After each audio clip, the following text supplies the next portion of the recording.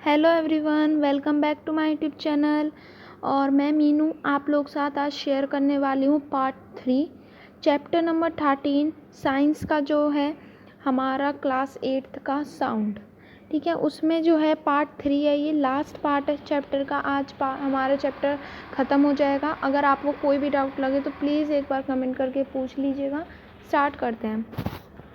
आज हम पढ़ने वाले, मैंने आपको समझा दिया था, लास्ट टॉपिक हमारा रहा था स्पीड ऑफ साउंड में क्वालिटी।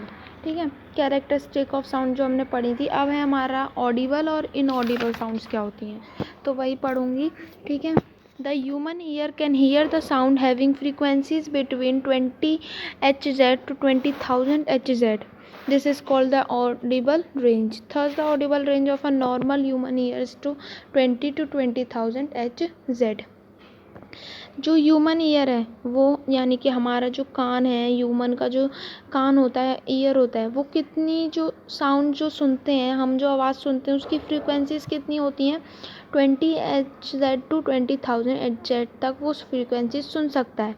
इसे हम कहते हैं ऑडिबल रेंज। तो हमें ये पढ़ के तो पता लग गया कि जो ऑडिबल रेंज है नॉर्मल ह्यूमन ईयर का वो 20 to 20,000 Hz है।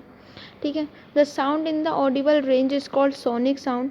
An infant can hear sound up to 35,000 Hz. This limit gradually come down to 20,000 Hz for an adult.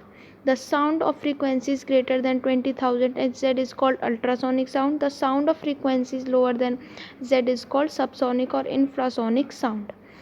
जो साउंड है ऑडिबल रेंज जो होती है, उसे जो साउंड है वो उसे हम कहते हैं सोनिक साउंड। ओके, जो एक इन्फेंट यानी कि 1 साल का जो बच्चा होता है वो सुन सकता है 35,000 Hz।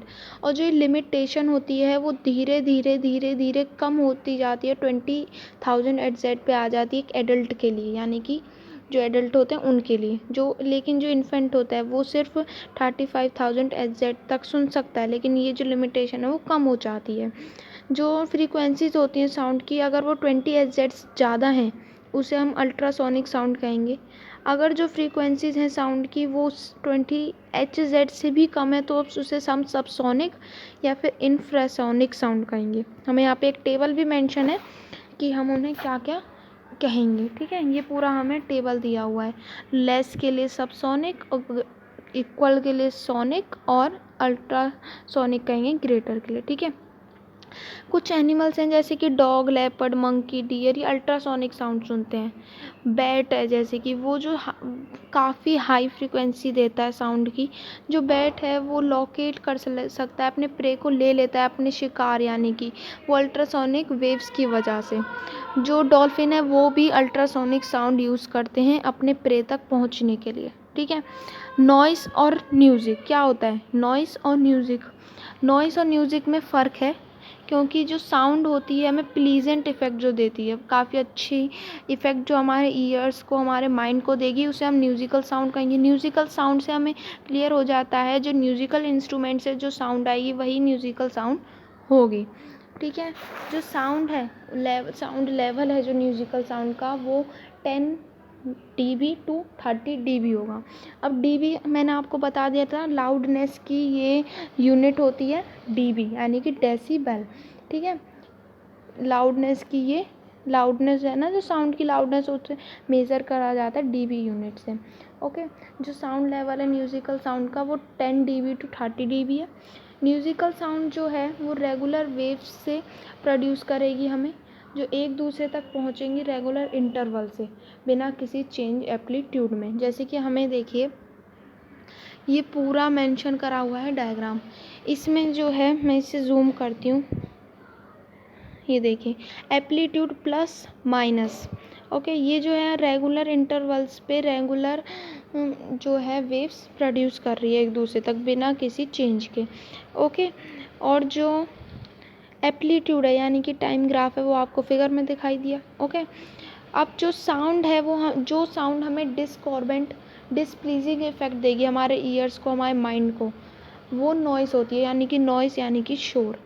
ओके, जो साउंड प्रोड्यूस होगी मशीन से, फैक्ट्री में जो मशीन होती है, ओल्ड कार, पुरानी कार, स्कूटर, ये जो होते हैं उससे जो साउंड आती है वो शोर यानी कि नॉइस होता है।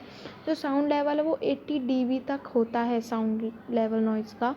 जो नॉइस है वो इरेगुलर इंटरवल्स ऑफ टाइम से प्रोड्यूस होती है और इसमें चेंज होता रहता है इसके एम्पलीट्यूड में। इसकी लो फ्रीक्वेंसी होती है और जो म्यूज़िकल साउंड है उसकी हाई फ्रीक्वेंसी होती है।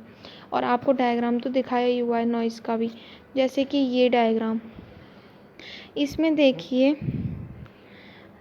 इसमें जो है टाइम चेंज हो रहा है। यहाँ पे वेव्स जो है इसकी इरेगुलर है। ऊपर देखिए कितना फ़र्क है दोनों में, इसकी जो वेव्स है वो रेगुलर है, उसकी इरेगुलर है। इसमें पैरोडिक वाइब्रेशन है, इसमें नॉन पैरोडिक वाइब्रेशन हो रही है।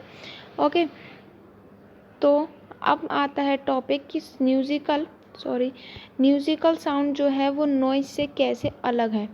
जो पैरामीटर यानी कि वेव फॉर्म जो है नॉइस की वो हमें ऊपर दिख गई, वो इरेगुलर है, और जो म्यूज़िकल साउंड की है वो रेगुलर है। जो फ्रीक्वेंसी होती है नॉइस की लो है और म्यूज़िकल की हाई है। जो वाइब्रेशन होती है वो इरेगुलर नॉन पैरोडिक होती है नॉइज़ में, और रेगुलर और पैरोडिक होती है म्यूज़िकल साउंड में। हमारे ईयर में कैसा इफेक्ट देती है, डिसप्लीजिंग और डिस्कॉर्डेंट कैसे इफेक्ट कौन देता है, नॉइस। और म्यूज़िकल साउंड कैसे प्लीजेंट और कंफर्टेबल देती है हमें, ठीक है। अब आता है नॉइस पॉल्यूशन एक हेल्थ हज़ार्ड कैसे है। जो लाउड और हर्ष और लाउड साउंड होगी उसे हम नॉइस कहेंगे, है ना, ये तो क्लियर है हमें। जो नॉइस है वो इरेगुलर वाइब्रेशन से प्रोड्यूस होती है। जो डिस्टरबेंस होती है साउंड से उसे हम नॉइस पॉल्यूशन कहते हैं, यानी कि जो डिस्टरबेंस होती है अनडिज़रेबल साउंड से, कई तरह की होती हैं, उन्हें हम नॉइस पॉल्यूशन कहते हैं। जैसे कि motor, train, aeroplane, radio, loud speaker, इनसे जो साउंड होती है, हमें डिस्टरबेंस होती है, उसे हम नॉइस पॉल्यूशन कहते हैं। ठीक है, ये क्लियर हो गया। नेक्स्ट है हार्मफुल इफ़ेक्ट। इसके क्या हार्मफुल इफ़ेक्ट हैं। हियरिंग लॉस, हम अपने कान मतलब सुनने की शक्ति को खो सकते हैं अगर ज़्यादा नॉइस पॉल्यूशन होगा। अपनी नींद ना आने की वजह से थकान जो होती है, ब्लड प्रेशर हाई हो जाता है, एंशियसटी यानी कि चिंता हो जाती है, बहुत ज़्यादा टेंशन हो जाती है इससे, ठीक है। Measure to limit noise pollution को लिमिट में करने की क्या मेज़र हैं, या फिर नॉइज़ पॉल्यूशन को कम करने के क्या तरीके। जो हम अपनी इंडस्ट्री सेटअप करते हैं वो थोड़ी रेजिडेंट एरिया से दूर करनी चाहिए, और ट्रीज़ हमें ज़्यादा से ज़्यादा प्लांट करने चाहिए।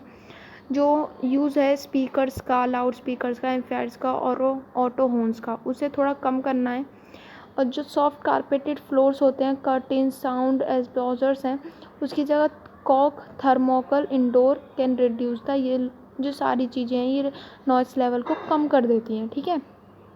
ये नॉइस पॉल्यूशन है क्योंकि वो हमारे ईयर मेम्ब्रेन को डैमेज कर देगा और हमारी सुनने की शक्ति हम खो जाएंगे, और ये हमारा ब्लड प्रेशर भी काफ़ी हाई रखता है। नॉइस पॉल्यूशन किस किस तरीके से हम कम कर सकते हैं वो तो हमें पता लग ही गया, ठीक है। ये चैप्टर यहाँ पे ख़त्म होता है। अगर इस चैप्टर में आपको कोई भी डाउट लग रहा है तो आप प्लीज़ पूछ ले सकते हैं। आप मुझे कमेंट करिए अगर कोई भी दिक्कत है तो, और अगर आपको नेक्स्ट चैप्टर कौन सा चाहिए आप मुझे वो भी कमेंट करके बता सकते हैं, ठीक है। आई होप आपको मेरी वीडियो पसंद आई हो, चैप्टर भी समझ में आया हो। Thank you.